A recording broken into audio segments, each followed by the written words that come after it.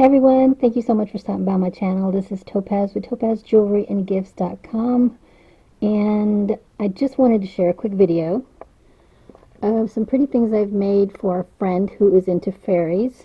And this is normally stuff that I don't make, and I didn't even know I could make.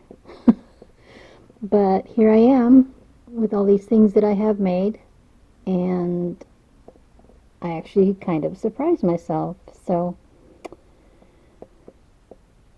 I have yet another thing that I have learned to make.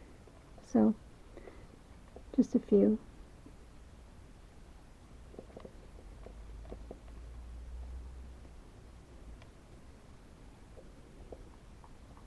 Fun things. They're super cute with all the little details.